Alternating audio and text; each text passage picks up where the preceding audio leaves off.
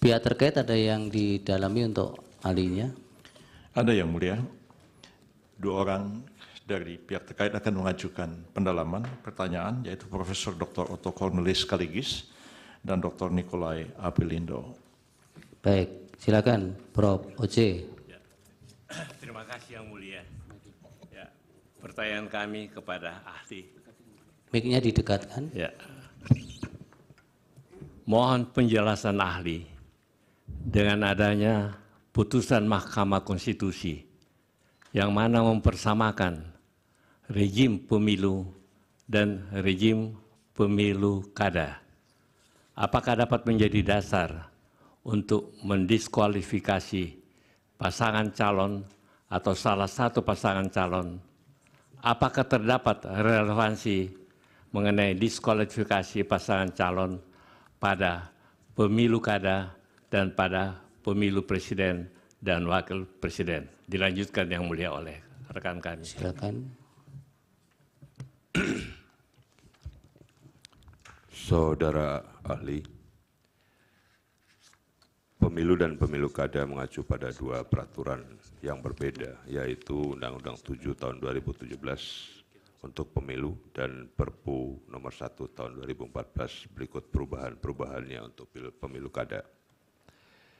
Dengan diundangkan Undang-Undang 7 tahun 2017 tentang pemilu, maka norma-norma yang terbentuk pada putusan sebagaimana dikutip tidak berlaku lagi. Adanya perbedaan rejim antara pemilu dan pemilu kada.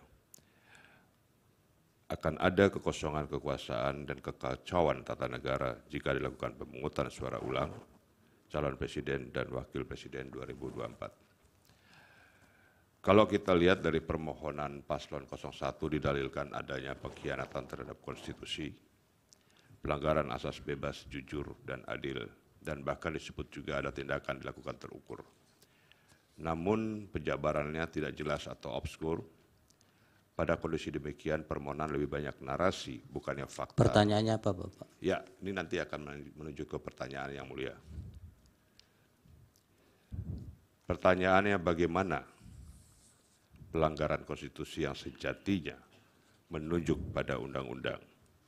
Namun justru dalil-dalil yang dibangun tidak berkesesuaian dengan yang diatur dalam undang-undang. Apakah dengan demikian itu dapat dibenarkan? Mohon dijelaskan oleh ahli. Baik, dari pemohon nomor 1, silakan. Terima kasih yang mulia. Kami bergantian dengan rekan Refli. Namun izin sambil kami menanyakan kepada ahli, izin menayangkan 2 lembar PowerPoint yang mulia untuk Bukti menanyakan. berapa? Ya, Bukti bukan. PowerPoint hasil riset yang mulia. Itu untuk menerangkan, untuk bertanya kepada. Enggak, ada itu bukti bukan. PPT bukan yang mulia. Bukan bukti. Bukan. Narasikan saja. Baik, terima kasih. Izin menanyakan langsung yang mulia kepada saudara ahli Pak Asrun. Siap. Ya, Yang mulia, kami boleh menyampaikan satu sebelum ini. Tadi kami mendengar pemohon 1 ini keberatan saudara Harun ini dihadirkan sebagai ahli. Iya, sudah kan. Keberatannya dicatat. Keberatan. 03 keberatan. Iya. Ya, kalau keberatan tolong konsisten, jangan bertanya kepada orang yang ada keberatan. Belum kesempatannya, Bro. Ya, Nanti gilirannya. Tidak apa-apa. Meskipun keberatan mengajukan pertanyaan juga boleh. Sudah tidak perlu ditanggapi. Ini untuk pemohon 1. Silahkan. Baik, terima kasih yang mulia.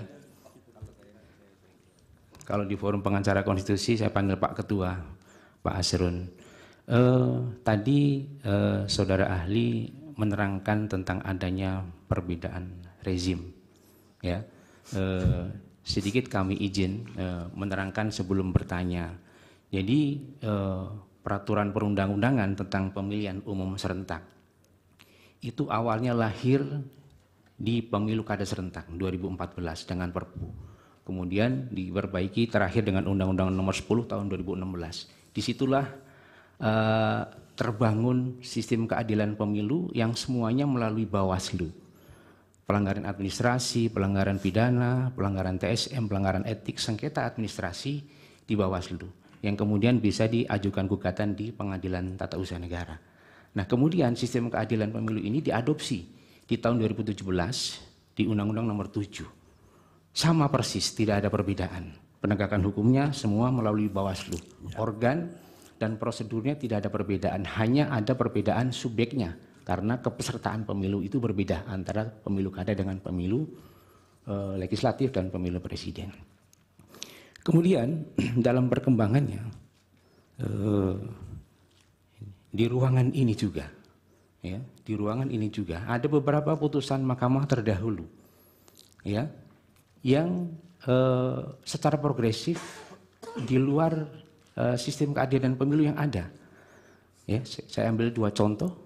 Yang pertama, pemilu kada serentak IA5 2020, ada pelanggaran syarat calon di mana calon bupati ketika selesai pemungutan suara itu statusnya berubah dari terdakwa menjadi terpidana.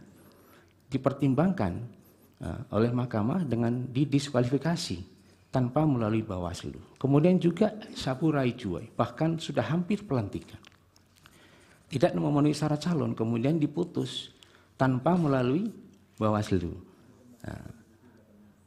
Kemudian yang ketiga, Bovendigul juga pun sama. Bahkan kalau Bovendigul ada putusan Bawaslu yang diikutsertakan, tapi karena di persidangan terbukti tidak memenuhi syarat, belum jeda 5 tahun pun dibatalkan di dalam perselisihan hasil pemilu kada serentak.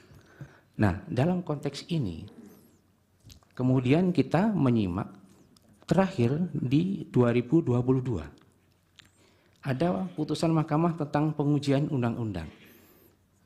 Putusan nomor 85 tahun 2022 di mana dalam salah satu pertimbangan hukumnya ditegaskan bahwa tidak ada lagi perbedaan antara rezim pemilihan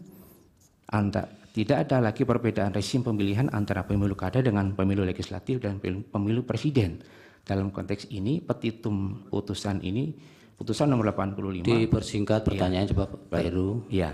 Pertanyaannya adalah ketika ada perkembangan putusan-putusan mahkamah, nah, apakah kemudian putusan-putusan seperti ini tidak dapat dijadikan pertimbangan untuk masuk memeriksa dan mengadili persoalan persyaratan calon yang baru diketahui belakangan 9 hari sebelum pemungutan suara?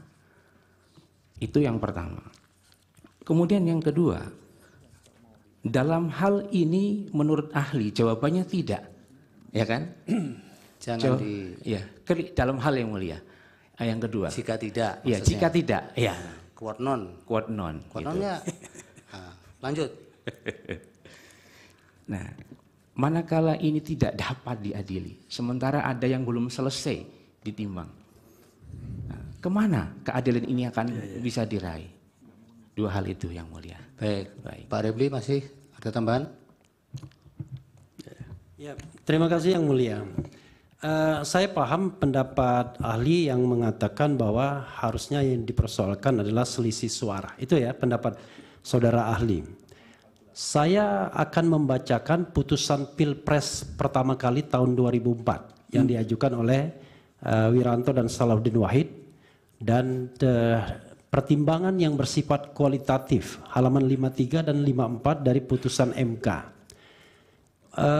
Menimbang bahwa Mahkamah sebagai pengawal konstitusi berkewajiban menjaga agar secara kualitatif pemilu berlangsung sesuai dengan prinsip-prinsip yang telah digariskan oleh pasal 22E ayat 1 dan 5 Undang-Undang Dasar 1945 yang intinya menentukan bahwa pemilu dilaksanakan secara langsung, umum, bebas, rahasia, jujur, dan adil, serta diselenggarakan oleh suatu komisi pemilihan umum yang bersifat nasional tetap dan mandiri.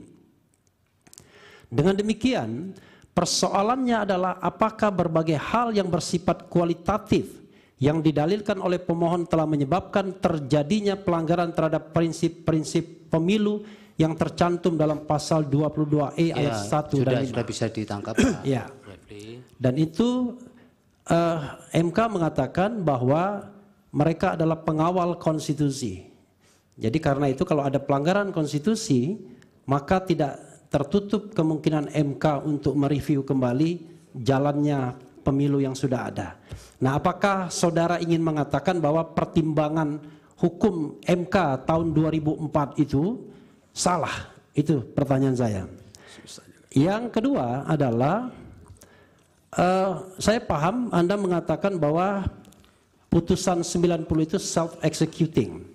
Kita hargai putusan itu sebagai sebuah putusan walaupun menurut pendapat Prof. Yusril itu kontroversial. Dan bahkan Prof. Yusril juga mengatakan tidak ada waktu untuk mengubah karena harus ada konsultasi dengan DPR dan lain sebagainya. Kami berpendapat bahwa walaupun putusan MK itu berlaku erga omnes, berlaku sejak dibacakan dalam persidangan, tetapi jangan lupa bahwa untuk mendaftar sebagai calon presiden dan atau wakil presiden ada prosedur yang harus didahului. Dan kita tahu bahwa sebenarnya termohon dalam hal ini sudah berusaha. Dalam sidang kemarin terungkap bahwa yang bersangkutan, mohon maaf ya, seperti mau melakukan penyelundupan dengan meminta Dirjen Perundang-undangan mengundangkan peraturan KPU yang mengubah syarat usia tersebut. Tetapi kemudian ditolak karena belum berkonsultasi dengan DPR. Sebenarnya beliau sadar bahwa harus mengubah PKPU terlebih dahulu. Nah, menurut Anda, apakah putusan itu bisa nyelonong begitu saja tanpa mengubah PKPU? Dan PKPU-nya baru diubah tanggal 3 November setelah pendaftaran tertutup. Tutup. Terima kasih. Dari pemohon 2. Yang mulia, kami punya beberapa pertanyaan, tapi karena kami sudah menyatakan keberatan kami terhadap ahli, kami tidak akan mengajukan pertanyaan. Keberatan Prof. Yusril dicatat, tapi hakim membolehkan kok. Kami ingin konsisten dengan pernyataan. Silakan. Terima kasih. Pihak termohon. Ada pertanyaan? Cukup. Bawaslu. Dari meja hakim. Silakan, Yang Mulia. Baik, terima kasih Yang Mulia Pak Ketua. Terima kasih ahli untuk keterangannya. Saya ingin menindaklanjuti pertanyaan dari Pak Refli tadi. Berkaitan dengan putusan MK yang kita tahu tidak saja bersifat erga omnes, tetapi juga self-executing yang akan dilaksanakan sebagaimana dalam adresat putusan itu. Nah, dalam kaitan putusan 90, PKPU ada putusan MK yang harus berkonsultasi dengan DPR. Tapi pada masa itu dalam fakta persidangan, itu dinyatakan bahwa DPR pada waktu itu masih reses. Kemudian KPU mengeluarkan surat edaran. Pertanyaannya adalah, apakah surat edaran itu bisa dijadikan sebagai pegangan pengganti sebelum PKPU itu dirubah? Itu saja. Terima kasih. Silakan Pak Andi Asrun, dijawab singkat-singkat saja. Terima kasih Yang Mulia. Terima kasih atas segala pertanyaan yang disampaikan kepada saya. Perkenankan saya menjawab pertanyaan satu persatu. Mudah-mudahan bisa dijawab. Jadi, Saudara Heru ya, pertanyaan pertama terkait dengan pemilu dan pemilu kada. Dari pihak terkait dulu. Dari pihak terkait ya, saya lupa saya. Ya, saudara pihak terkait ya, Profesor Ojek Kaligis. Ya, terkait dengan persoalan pemilu dan pemilu kada. Memang sejak awal ya, rahim amandemen konstitusi, rahim amandemen Undang-Undang Dasar 45 itu membedakan. Tidak masukkan Prof. Oce. Pemilu kada, pemilu kepala daerah ke dalam sistem pemilu nasional dibedakan. Dikatakan pemilihan kepala daerah dilakukan secara demokratis. Demokratis bisa melalui DPRD secara langsung, kemudian dilakukan pemilihan secara langsung. Sejak awal sejarahnya beda. Jadi oleh karena itu tidak bisa bedakan. Kemudian juga ada putusan MK, ya, putusan Mahkamah Konstitusi. Saya kutip ini putusan MK. Ya. Yaitu putusan 97, PU 11 2013. Ini sangat prinsipal sekali dan selalu saya tahu menjadi perdebatan di Mahkamah Konstitusi. Apakah pemilu kada itu masuk rejim pemilu? Dan bagaimana penanganan sengketa pemilu? Bahwa putusan ini mengatakan itu inkonstitusional. Walaupun sudah dirubah kemudian. Tetapi sejatinya dalam rahim Mahkamah Konstitusi mengatakan kita keluarkan ini pemeriksaan sengketa pemilu. Biarkan dibentuk oleh pemilihan khusus. Mari kita jadikan Mahkamah Konstitusi sebagai peradilan undang-undang. Biar marwah kenegarawan itu lebih tinggi, lebih melekat. Itu jawaban saya yang secara itu. Kemudian soal penetapan hasil ya. Misalnya ada putusan pemilu kada ingin diterapkan dalam kasus pemilu presiden. Saya kira dari ajasnya saja, dari lahirnya rahim ide pemilu kada itu berbeda dengan pemilu nasional. Dan implikasinya beda. Bayangkan kalau tiba-tiba semua ini dirubah, diulang secara total, mulai dari mana?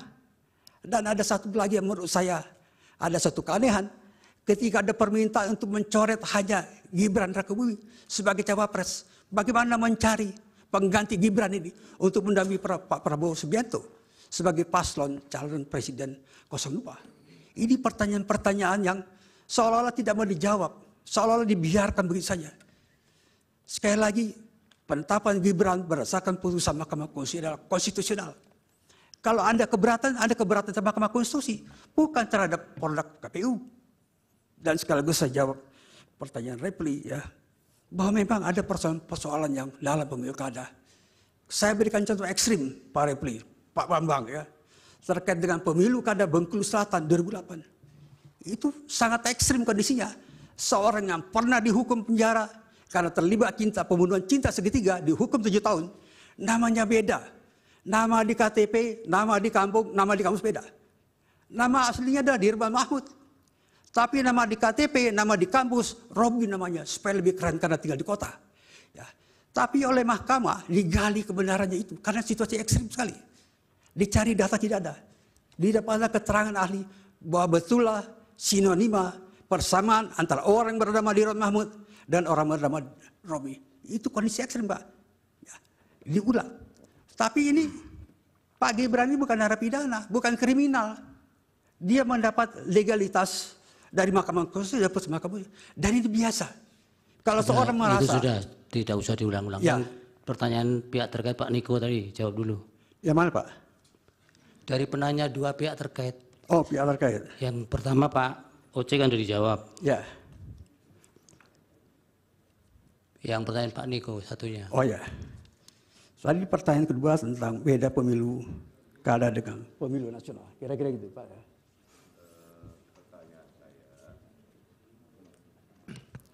Singkat-singkat bisa diulang, Pak. Pertanyaan saya, bagaimana pelanggaran konstitusi yang sejatinya menunjuk pada undang-undang namun justru dalil-dalil yang dibangun tidak berkesesuaian dengan yang diatur dalam undang-undang? Apakah dengan demikian dapat dibenarkan? Saya kira sesuai dengan Undang-Undang Nomor 7 Tahun 2012, perselisihan di Mahkamah Konstitusi adalah perselisihan hasil perolehan suara. Tapi bukan sekedar suara itu. Bagaimana suara itu diperoleh dan kemudian apakah terjadi pengurangan, di mana terjadi pengurangannya, apakah di Sumatera Barat atau di Aceh, itu harus dibuktikan secara matematis. Tapi bukan sekedar menjadi mahkamah kalkulator. Ini ajas betul. Itu soal keadilan. Kenapa suara ditaruh di ujung? Karena ini persoalan kedaulatan rakyat, ini refleksi kedaulatan rakyat. Rakyat memberikan suara sebagai satu kontrak sosial, sebagai mengatakan adalah Jean Rousseau. Tidak bisa diterapkan, Pak. Dari sejak awalnya rahimnya beda. Mudah-mudahan terjawab, Pak. Ya, yang dari Pak Heru. Pak Heru, oke. Pak Heru tadi bertanya soal apakah putusan yang dalam pemilu kada, sengketa pemilu kada bisa diterapkan dalam pilpres, kira-kira gitu ya. Saya bilang nggak bisa. Kenapa? Karena implikasinya sekali lagi, ya sejarah asal muasalnya beda. Implikasinya udah mengerti. Ya, kalau saya suruh ulang secara langsung, kenapa suruh ulang langsung? Menggugurkan, pertama-tama diminta menggugurkan Gibran. Ya, hanya Prabowo bertanding, dicari ganti. Ini tidak sesuai dengan sistem hukum. Ini pendapat yang tidak berdasar hukum.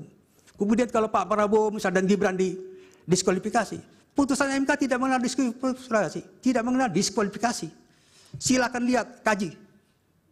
Saya sudah meneliti persoalan ini dan sudah menulis 17 buku tentang ini. Jadi saya ngerti itunya. Jadi nggak bisa, Pak. Ya. Kemudian terjadi perkembangan, ya perkembangan tentang apakah perkara itu datang dari pilkada segala macam. Saya lihat sekali lagi, Pak. Ya, sekali lagi, sejatinya mahkamah ini, mahkamah ya, dilihat dari putusan-putusan dan kemudian sejarah perdebatan putusan MK. Mahkamah ini ingin menyampingkan kok, mengeluarkan pemeriksaan sengketa pemilu keluar dari MK agar MK konsisten mengadili hanya perkara perundang-undangan. Itu Pak. Jadi tidak selamanya misalnya perkembangan kemudian ingin diterapkan. Itu tahun berapa? Kembali pada Mas Bambang bahwa putusan 2019 Pak itu jelas menggarisbawahi bahwa sengketa proses di Bawaslu di MK-nya. Saya kira itu jelas Pak.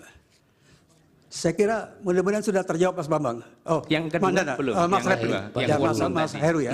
Yang quote non tadi. Ya, quote non itu. Kira-kira itu jawabannya. Bukan, seandainya tidak bisa. Kan tadi ahli ternyata menerangkan tidak bisa di Mahkamah Konstitusi. Kemana keadilan itu bisa dimohonkan penyelesaiannya? Nah, itu soal nanti Pak, itu soal politik hukum. Ya, nggak bisa dibahas sekarang. Perlu rapat dulu DPR yang baru ini dengan pemerintah Presiden Prabowo Gibran.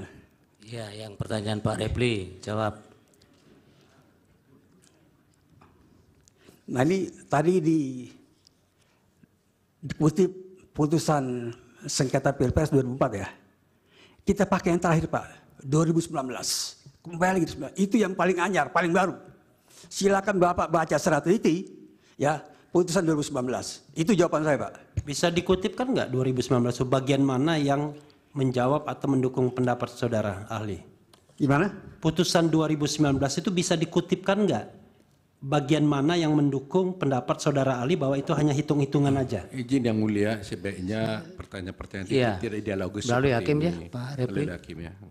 Ya, itu baca amalnya saja Pak, gampang itu ya. Ada baca amalnya setelah pulang dari sidang. Ya. Pak Asron ada penegasan bahwa di putusan 2019 di bagian mana yang itu menegaskan bahwa Mahkamah Konstitusi hanya mempertimbangkan pada bagian-bagian penghitungan suara saja, tidak berkaitan dengan TSM lah.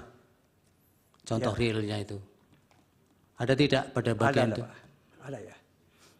Ini saya kutip. Saya kutip. Bahwa putusan MK ya hasil pemilu 2019 nomor 01 PHPU Pres 17 Februari 2019 menyatakan antara lain ya, putusan tersebut menegaskan Mahkamah Konstitusi hanya memeriksa perselisihan suara di pemilu presiden dan pelanggaran pemilu dan sengketa proses pemilu ditangani oleh Bawaslu ya. Kalau Anda lihat tracking sendiri bisa dapat ya. Itu di bagian dalam putusan. Makasih. Ya, catatannya itu belum menjawab yang mulia ya, Ya. sebagai catatan. Ya. Untuk langkah jawaban Anda periksa Ya, sendiri. itu kita tidak bisa paksa juga. Ahli harus menjawab apa yang Anda tanyakan. Nanti kami yang menilai. Sudah cukup ya? Yang pertanyaan kedua Pak Repli juga sudah ya? Saya kira sudah Yang Mulia. Sudah komplit. Sudah komplit ya? Iya Pak. Dari hakim? Oh ya, dari hakim. Jadi kalau saya lihat, karena sifat putusan MK itu adalah self-executing, dia kesampingkan peraturan KPI yang pada saat itu. Dia terapkan putusan MK nomor 90. Tidak ada yang salah. Masa salah putusan MK nomor 90, kemudian diperkuat oleh putusan MK nomor 141. Jadi tidak salah tindakan KPU menerapkan langsung putusan Mahkamah Konstitusi nomor 90. Tidak salah. Saya yakin itu tidak salah. Bukan itu pertanyaan Pak Hakim tadi. Surat edaran itu kemudian menjadi acuan. Iya. Itu apakah bisa dibenarkan atau kemudian ada sesuatu yang salah? Benar. KPU melaksanakan itu berdasarkan putusan MK. Dikesampingkan PKPU. Itu jawaban saya, Yang Mulia. Baik, satu lagi pertanyaan dari Yang Mulia Pak Prof. Arif. Ya. Pak Asrun. Ya, Prof. Asrun. Saya enggak bertanya, tapi ini kan didengar publik di seluruh Indonesia. Memberikan pelajaran pada ahli hukum di Indonesia yang muda-muda. Supaya kita kalau bicara clear ya. Saya pengen tidak bertanya, tapi pengen mohon untuk bisa dicermati bersama-sama sebagai pelajaran kepada seluruh masyarakat Indonesia. Begini Pak Asrun, di dalam halaman 5, makalahnya Prof. Asrun, itu ditulis begini, putusan Mahkamah Konstitusi bersifat self-executing. Memang secara teoretik Pak Arsun sudah baca disertasinya Pak Maru Arar kan? Baca Yang Mulia. Kebetulan itu di Undip, Ya, saya ikut waktu itu ujiannya. Ya, karena saya juga waktu itu jadi dekan, jadi saya tahu persis. Ya, jadi putusan Mahkamah Konstitusi itu bersifat self-executing dan ada yang non-self. Nah, Pak Arsun bisa memasukkan ini sebagai self-executing. Ya, ya. Itu tidak masalah. Ya, karena guru besar itu berpendapat salah, siapa tahu nanti 10 tahun lagi malah jadi teori baru, kan begitu kan? Jadi nggak masalah sebetulnya. Ya. Ya. Tapi terus begini, Pak Arsul menyamakan apa yang dilakukan oleh KPU dengan putusan 90 itu betul sudah dilaksanakan. Tapi kemudian kalau Pak Arsul menyatakan putusan Mahkamah nomor 102 garis miring PUU 6 Romawi tahun 2009 itu sama dengan apa yang dilakukan oleh KPU itu, mohon untuk dicek kembali. Saya belum bisa menyalahkan, tapi dicek kembali. Karena kalau pada waktu itu, kebetulan kemarin saya diingatkan oleh ahli dari 03, Putu Arte, mengatakan bahwa putusan Mahkamah yang nomor 102 garis miring PUU 6 Romawi tahun 2009 itu diputuskan pada sore hari, malam hari KPU merubah PKPU-nya. Ya. Karena pada waktu itu belum ada putusan Mahkamah Konstitusi yang mengatakan KPU merubah atau membuat PKPU harus konsultasi DPR. Ya. Tapi kemudian ada pengujian undang-undang di Mahkamah Konstitusi mengatakan PKPU harus disusun dengan konsultasi DPR. Jadi ini tidak bisa dipersamakan. Ya. Tapi kalau pendapat bahwa putusan Mahkamah nomor 90 itu self-executing dan bisa langsung ditindaklanjuti oleh KPU, itu tidak ada masalah pendapat itu, gitu ya.